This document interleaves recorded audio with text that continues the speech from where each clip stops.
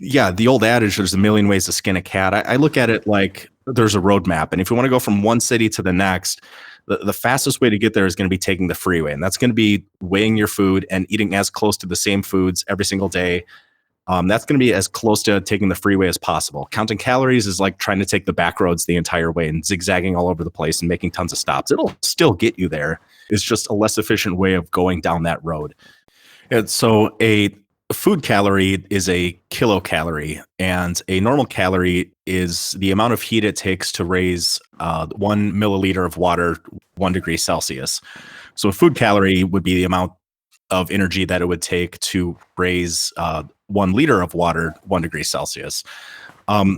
So I know that conventionally calories are used as a way to loosely approximate food intake, but it's a bit arbitrary in a sense to measure a certain mass of food by the amount of energy that it gives off when it's combusted in a bomb calorimeter. Our bodies, while we will oxidize food in our mitochondria, what we're really doing, and the more precise way to put it is, we're converting one form of substrate into another. Virtually everything we eat that we absorb is integrated into our tissues, or it's converted into ATP and it's oxidized and used for energy. And mass is conserved in all of the chemical equations in the body. Every single chemical interaction, mass is conserved. So it's arbitrary to measure the heat energy that's given off as a result of those chemical equations when we really should be talking about mass. If mass is the thing that we're focusing on, either building muscle, gaining fat, or losing fat, then we should be measuring our food in terms of mass. And the further away we get from that, the less less accurate we can be. Yeah, really. Thank you. I couldn't get caught up on that one word. Thank you for that. Yeah, I think there's an order of things, and of course now we've been indoctrinated over the last, perhaps, I don't know, I couldn't even say how many years, maybe like 50 years, say, to look at calories.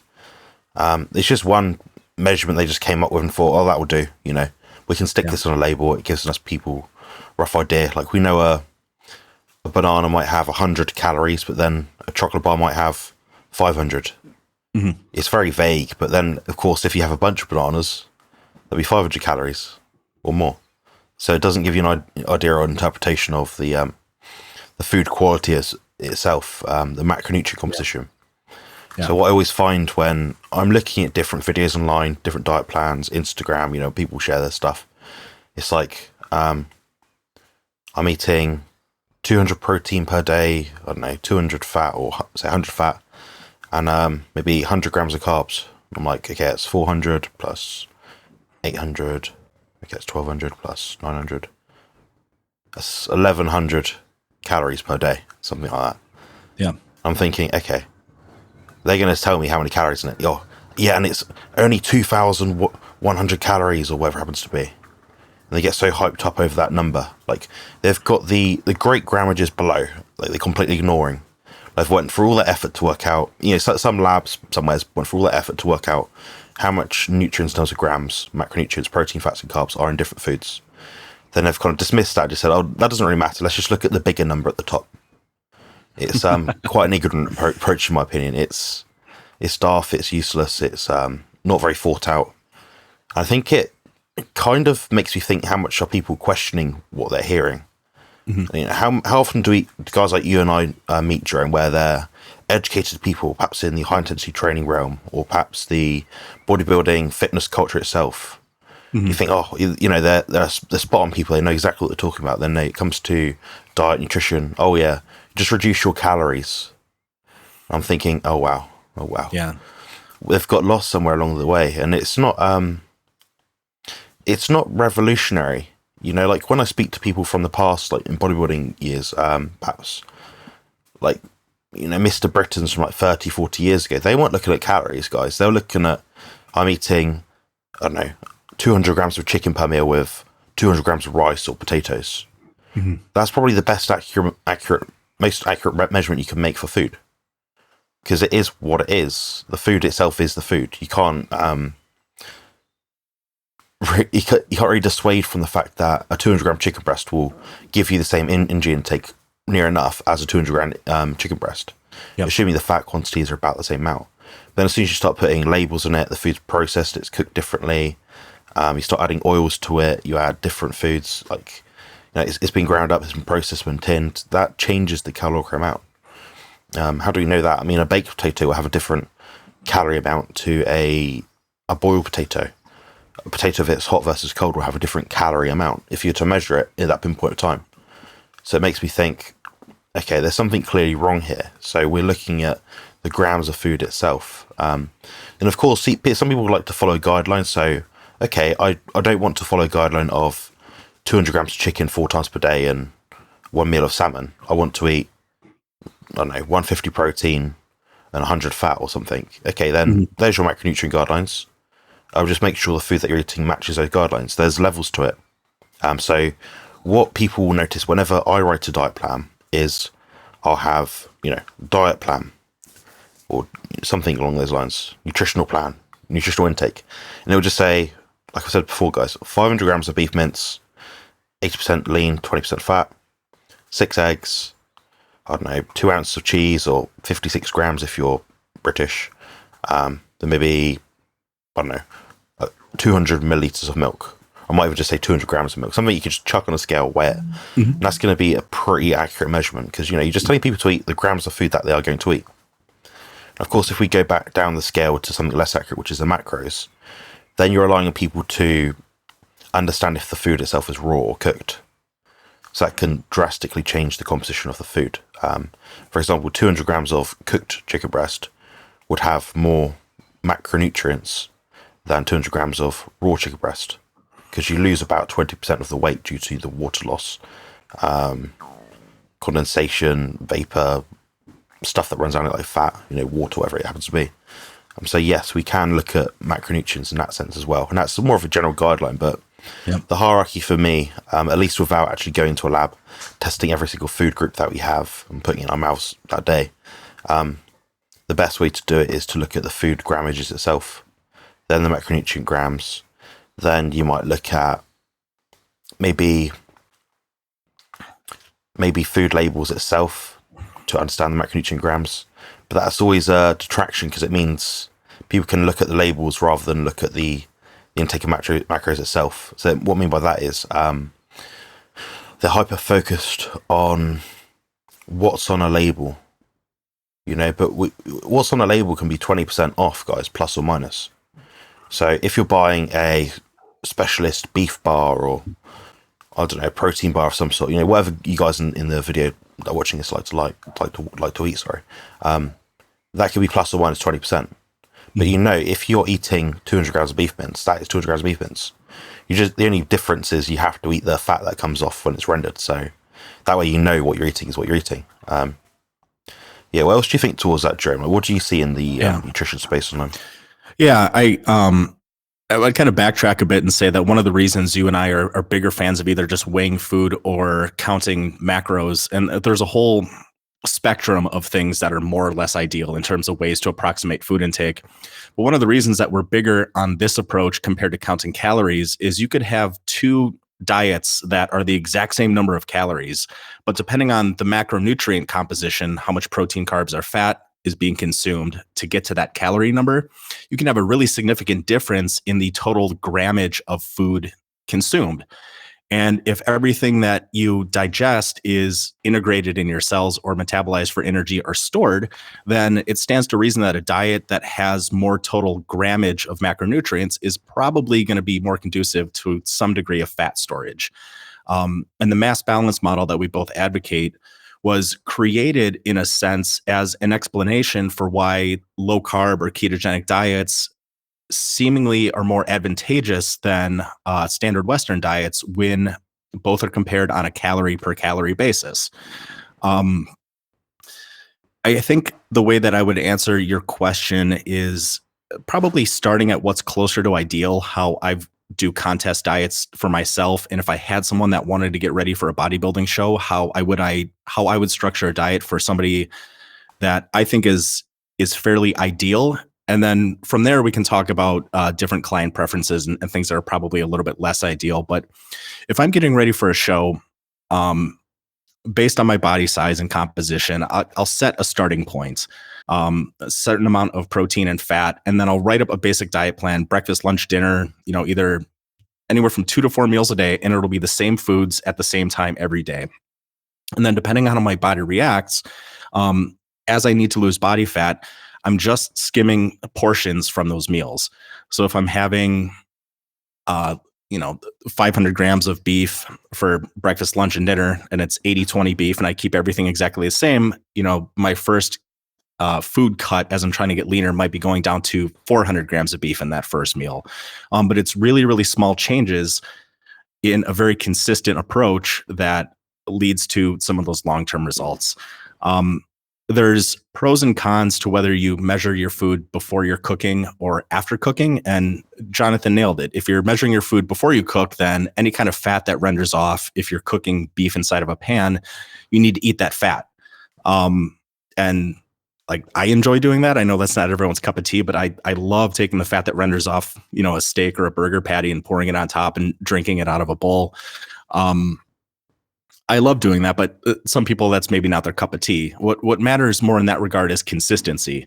If you just know that you're kind of hitting cooked macros, you can get a relatively decent idea. If you have a quarter-pound beef patty, you know that that's approximately 400 so-called calories, a certain amount of protein, and a certain amount of fat.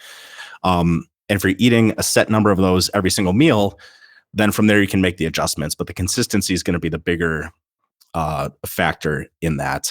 So yeah, in an ideal sense, I think weighing your food before it's cooked, if you're able to collect any kind of runoff from the cooking process and consume that, that's going to give you the most accurate way to measure the amount of food that you're eating. And the more consistent you can be with having precise amounts of food, the easier it's going to be to track your progress and then make adjustments based on what you need for your body. Is that kind of similar to what you do in contest prep, Jonathan, or how you would write up a diet for somebody?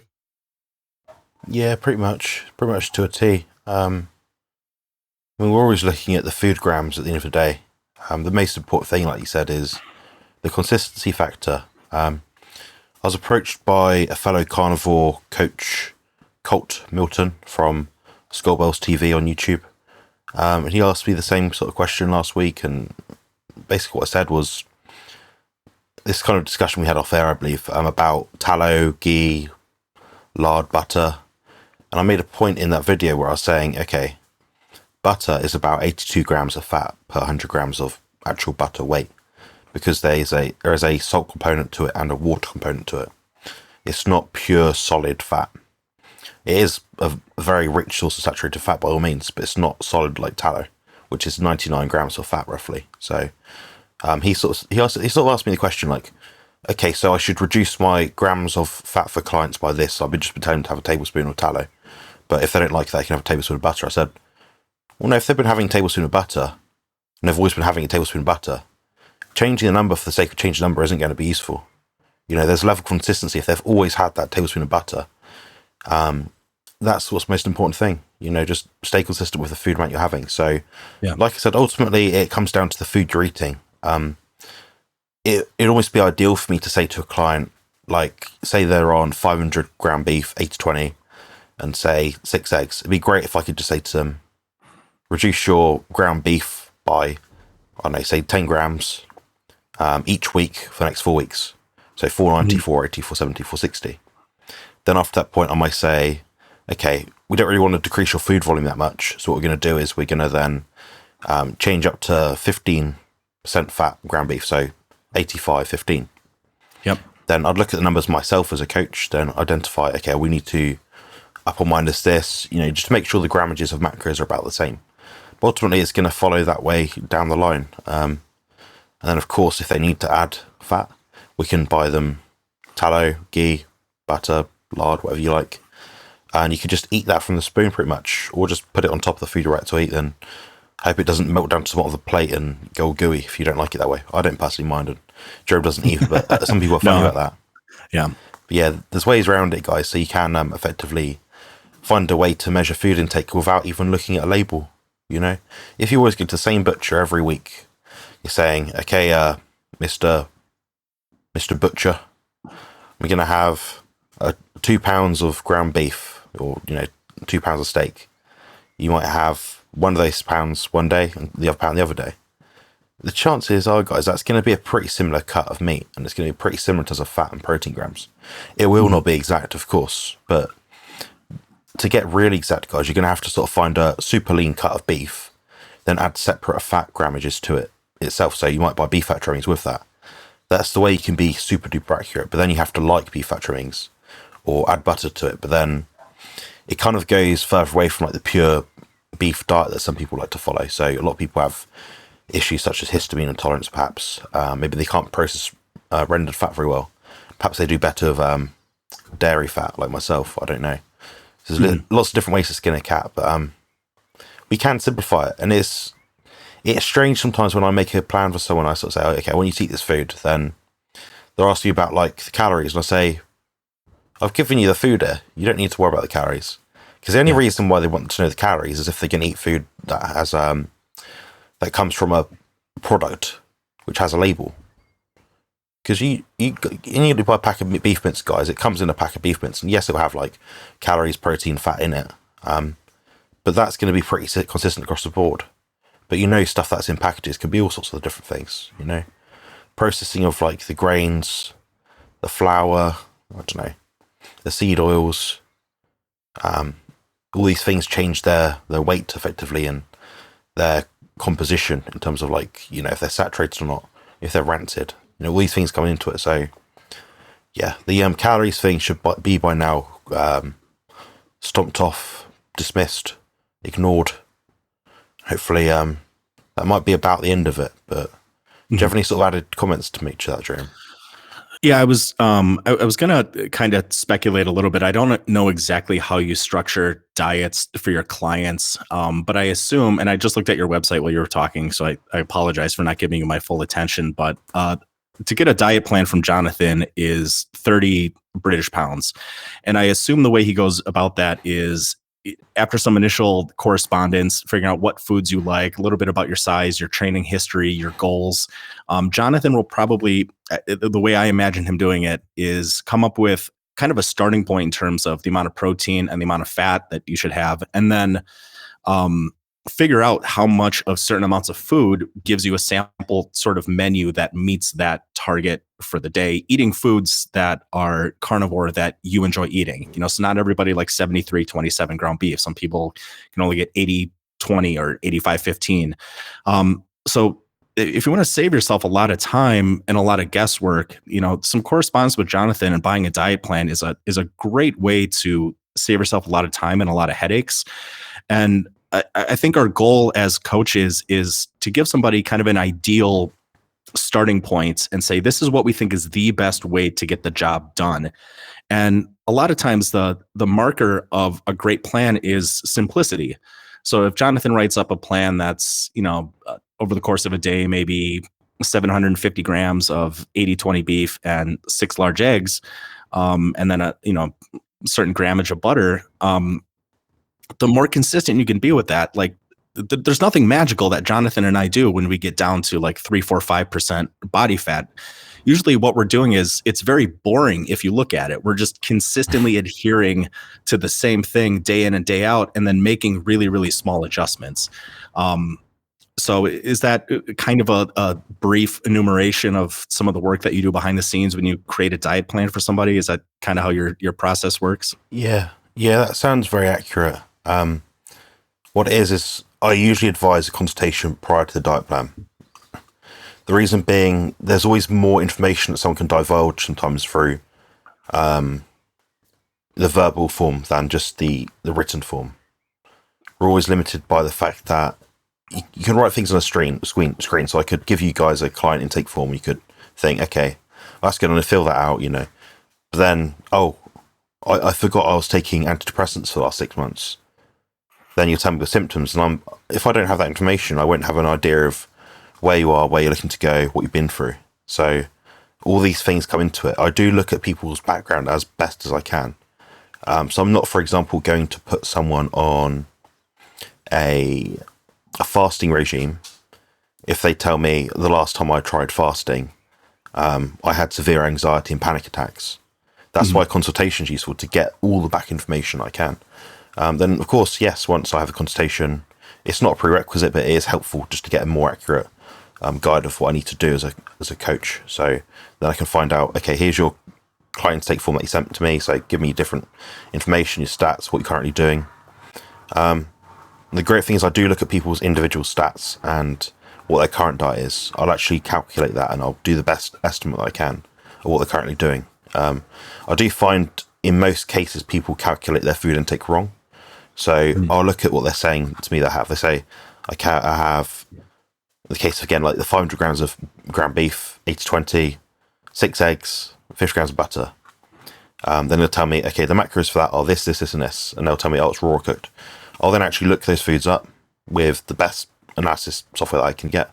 And I'll see, okay, that's quite far off. You've been over or undershooting your macronutrient intake by plus or minus perhaps 10 grams sometimes. That's quite common. So that means if, for example, I'm going to make a very slight diet change for you through the diet plan, and then you've given me a over-representation of how much food you're eating, but then I almost give you an under-deliverance of the food intake that you need, that could yield like really bad results. So that's why I find like just having the food itself is important. How much food do you eat each day? That's what I want to know. How many grams of what food do you eat each day? How often do you eat per day? What are your meal timings? I mean, it's very hard to give a very accurate representation of how much I think someone should be eating, because how much someone can eat can vary a lot. And at the same time, how often people want to eat can vary a lot. I quite like eating 4 times a day. I can do 3. I could do 2, but I don't like doing 2. I don't feel good eating 2. So all these things come into it. Then, of course, I might have, for example, one client with, say, A body type, and I might have another client with A body type. So matching body fat, body composition, everything's the same. But they're coming from a different starting point. So the first person might be doing chronic cardio sessions for an hour each day and this, that, and the other. But then they might have like a plateau or a stall in their fat loss. The other person will be doing no activity, but then they'll have the same composition still.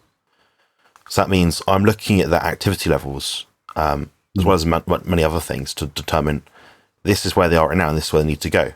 So although they have the same stats as human beings, the same body fat, things like that, same muscle mass, my target for them to reach as their diet plan is going to be different. So you'll never see 2 diet plans I create ever the same, ever. Yeah. It's impossible, because what I actually do is I hand write all these things. It's not, I can see the value of using a spreadsheet because it makes things a bit easier graphically or visually to see sometimes. The important information is clear, is deliberate, and is that. You know, it's very simple. Yeah.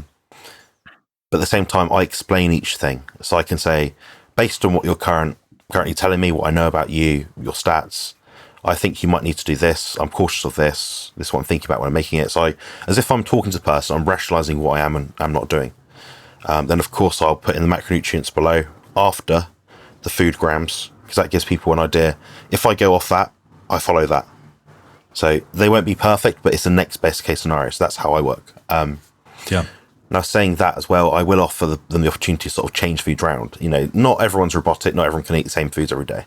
So I might say, okay, you can swap out, you know, chicken thighs for salmon or something. You know, sort of a relatively similar sort of change terms like protein, fat grams. Of course, that'll never be perfectly accurate, in which case I'll say, you know, here's your macros. Use the foods that you want to swap out, but try and follow the macros. So that's why food tracking, macro tracking is important. Now, with this being said, there are people out there that can get into shape without all this tracking and counting of things. It's not a prerequisite to get a good body or a good physique, but it can help people along the way with binge eating, people that perhaps are unsure, been misguided online. Perhaps they've read an article, it doesn't really give the correct information. You know, in that sort of instance, I can give them the right kind of information that they might need. So that's kind of how I work about it in a very straightforward kind of way. Yeah. I laughed partway in your answer because I'm reminded of a very famous bodybuilder who hosts a certain podcast or radio show that Basically had the same diet for everybody. And this is a guy that popularized ketogenic diets and bodybuilders a number of years ago. And there were either 2 or 3 tiers to his version of the ketogenic diet. And it was fixed. It was an exact amount. This is the exact amount of these foods that you eat every single day. And there was only 2 or 3 tiers based on body weight. And if you need to get your body weight lowered, then you move to like the next tier down as your weight corresponded. So knowing the amount of time that goes into coaching people and actually creating workout plans and diet plans based on all of this information. I guess anybody that's planning on talking with Jonathan, I would highly urge you to err on the side of giving him too much information.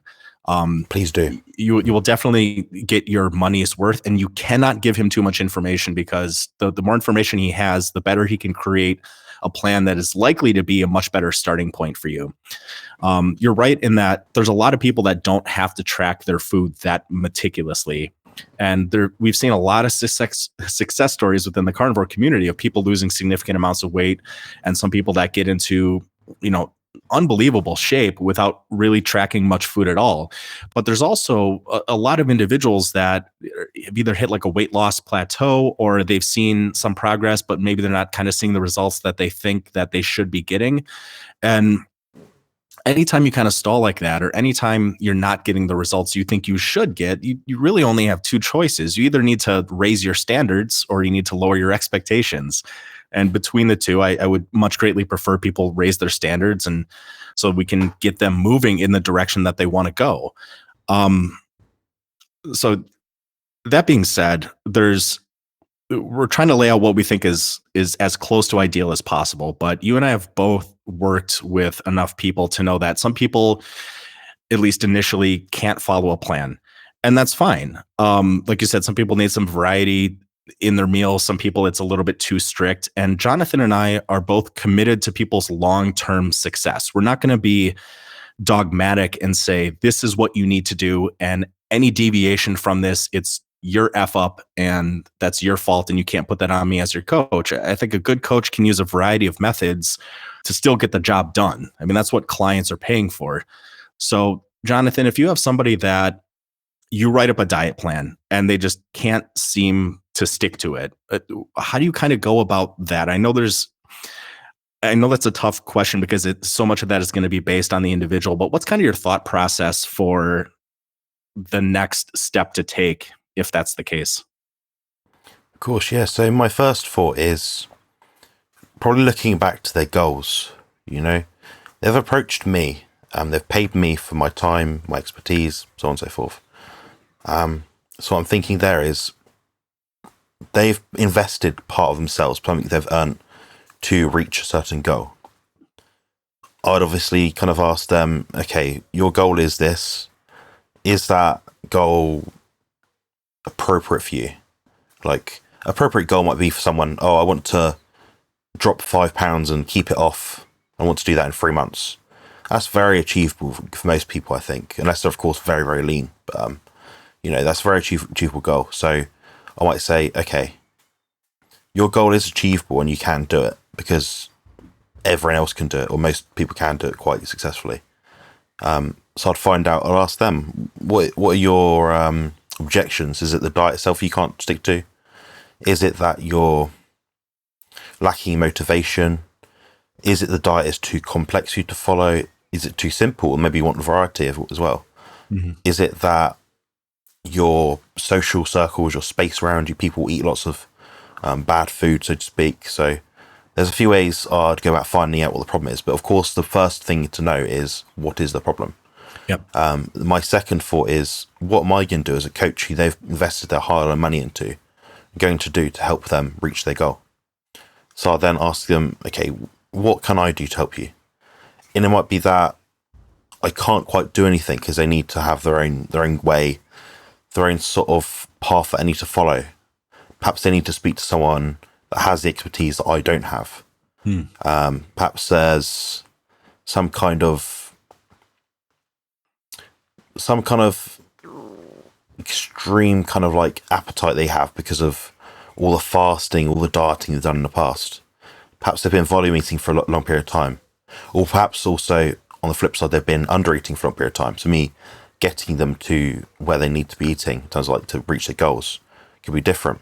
So what I always kind of say to people is my aim assuming I'm in a coaching sort of situation or a diet plan and consultation situation, I'll say, okay, my aim by the next 2 weeks is to identify what makes you feel better, gets you close to your goals, or at least keeps your body composition stable.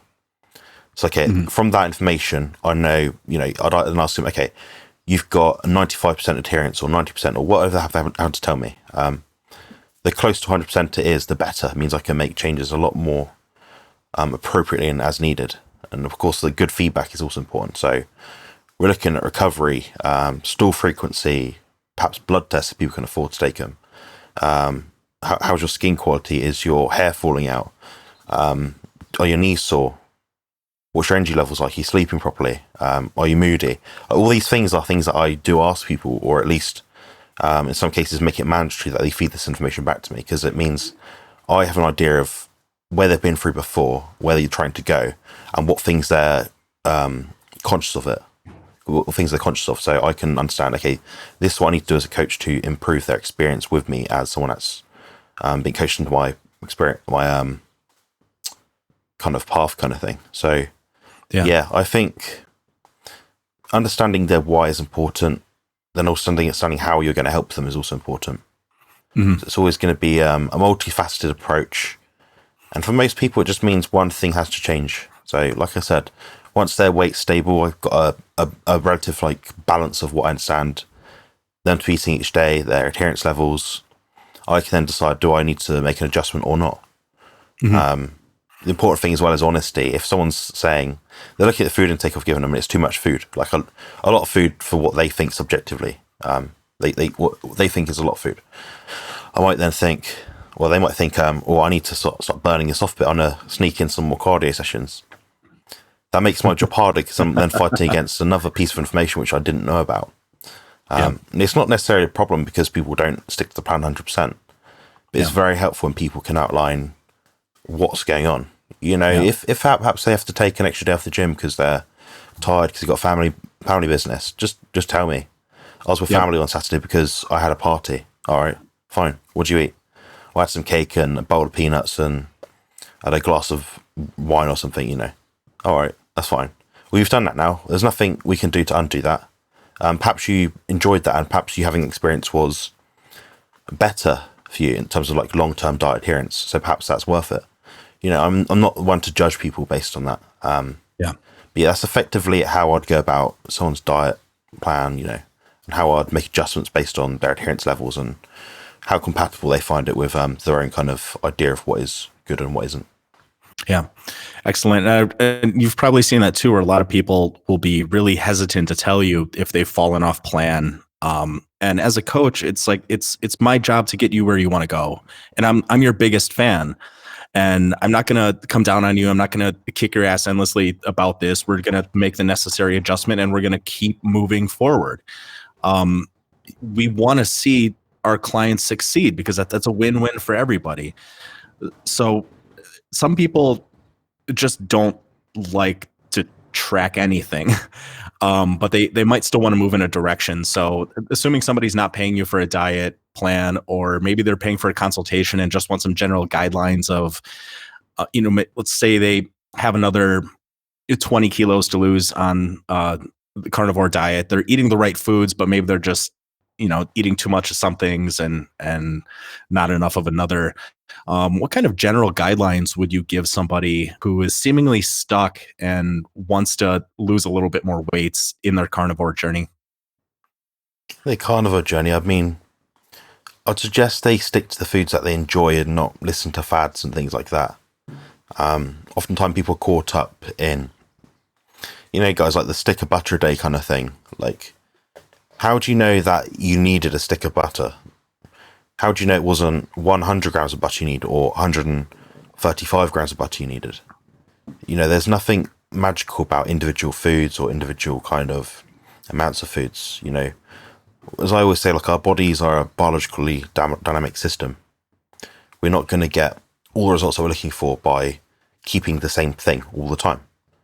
Like, my appetite will go up and down for different foods, and that's very normal. So when people ask me, how much food do you eat? I say, at the moment I'm eating da da da da, and that will be true within a pretty close confidence interval, maybe 95%, which is pretty accurate. It's a good guideline for what I'm doing for myself. Mhm. Now, if you ask me a month later, it'd be a different situation. It could be more or it could be less. It could be different foods itself. So yeah, getting back to your point, I think if what they're doing is anything better than what they're doing before is important. So they might be, for example, maybe they're sort of making loads of brown butter bites and they're making them all the time, but they're making like heaps of them. If they could just like limit themselves to like 2 or 3 a day, for example, if they could limit themselves to a bit less than they had before, they're still having the food, they still enjoy it. They might also find a way to make it less dense in terms of fat grams. They might actually use butter instead, which would decrease the fat a little bit. That might be a nice alternative as well. So they might be doing tallow bites, then butter bites. That's like a very simplified example, but you'll get people as well that are perhaps volume eaters. They're like, I must eat 6 burger patties per day. Okay. Well, what we can do with those 6 is put them into a big mold, like squeeze them all together. Then take maybe 10% of that meat off and divide it by 6 again. You're still having 6 burger patties a day. You're just eating less food. Yep. So, people don't know sometimes what to do. I think that's quite a troublesome thing. That's why coaching is very valuable. Trying to think of more examples really, but what do you suggest, Jerome? Well, I just want to start by saying I apologize for the kind of vague questions. In a certain way, writing up really precise diet plans is it's a lot of work, but it's relatively easy in a sense.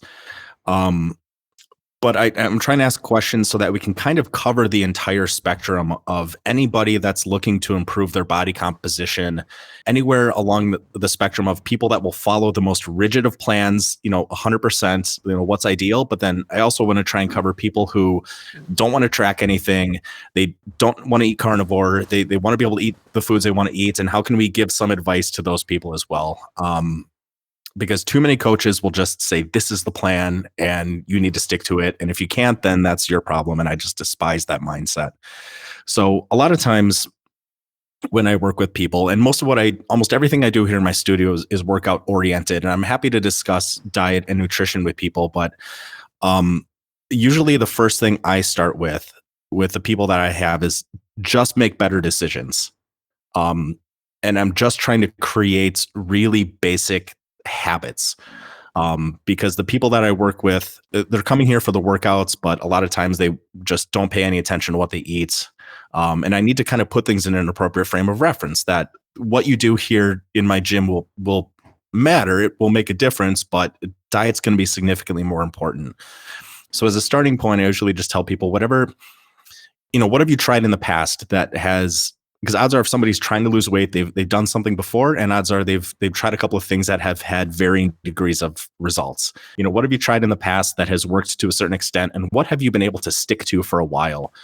And I can either nudge them in that direction depending on the success that they've had. Otherwise, a lot of people, I say, just start making better decisions. If you have dessert every night after dinner, just have half of a dessert tonight. And it probably won't make a difference on the scale over the first week or two, but that's not what's important. What's important is you're making a conscious decision to raise your standards, to point yourself in a direction that you ultimately want to go. And then once they're not thinking about that, and that's just become a conditioned habit, then we'll start looking at more specifics. Maybe we'll cut back on more of the foods that they know they shouldn't eat and start trying to get in more of the things that they should be eating. Normally, I have to raise people's protein and cut back on highly processed foods quite a bit. So that's usually the direction that I start pushing people in. But that's very, very different than people that are buying consultations from me for the purpose of getting diet aligned. And you were 100% right earlier when you said that there are so many questions that have to get addressed through a consultation to really understand where somebody is coming from, what their goals are, what timeline they kind of had in mind, where they're at, are they training, their food preferences, their do's and don'ts. There's some things that some people just will not do with their diet.